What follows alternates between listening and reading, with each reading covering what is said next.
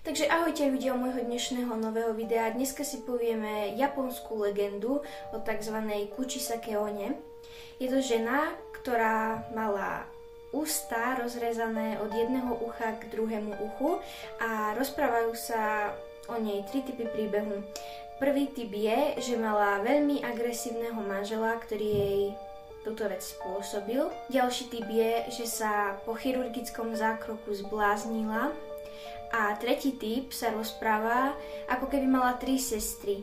Tej prvej sa stal teda ten prvý typ, o tom, že tá prvá sestra mala toho agresívneho manžela, druhá sestra mala chirurgický zákrok a o tej tretej sa hovorí, že keď svoje dve sestry videla, tak sa zbláznila a spravila si tú istú vec tiež sama sebe.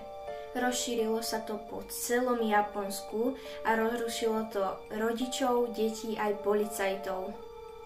Kvôli tomuto celému rozruchu v celom Japonsku sa zaobstarali hliadky presne na deti, keďže sa o nich rodičia a celkovo ľudia báli. A tak zaobstarali pravidlo, že vždycky, keď tie deti pôjdu do školy alebo zo školy, tak budú mať vytvorenú skupinku, s ktorou pôjdu. Boli to väčšinou mladší žiaci so staršími a za každým, ako šli do školy aj zo školy, tak šli spolu, aby mali väčšiu ochranu proti Kuchisake One.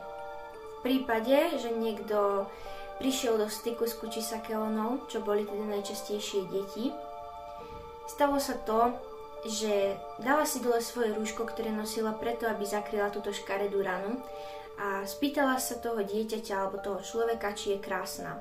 Pokiaľ jej ten človek alebo teda to dieťa odpovedalo dvakrát po sebe, že krásna je, nechala ho na pokoji, ale iba na chvíľu. Prenasledovala ho domov a keď sa ten človek alebo to dieťa domov dostalo, tak ho...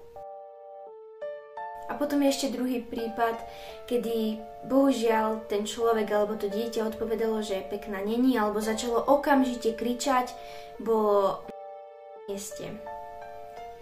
Tak, toto video bolo trošku kratšie, ale chcela som to trošku rýchlejšie zhrnúť. Ešte sem pridám pár fotografií, na ktorých sa nachádza údajne Kuchisake Ona, aby ste mali takú menšiu predstavu o tom, ako vyzerá. A ďakujem za zhliadnutie môjho videa opäť a budem veľmi rada, keď toto video budete zdieľať medzi rodinu a priateľov a keď mi dáte odber a like. A taktiež vám tu pridávam môj Instagram, na ktorom budem tiež veľmi rada, keď ma budete sledovať a na každú jednu správu odpisujem.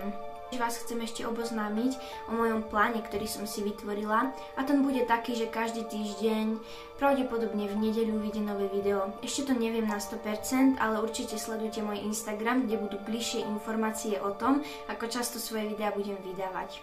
Tak a ja sa na vás teším u ďalšieho videa. Ahojte!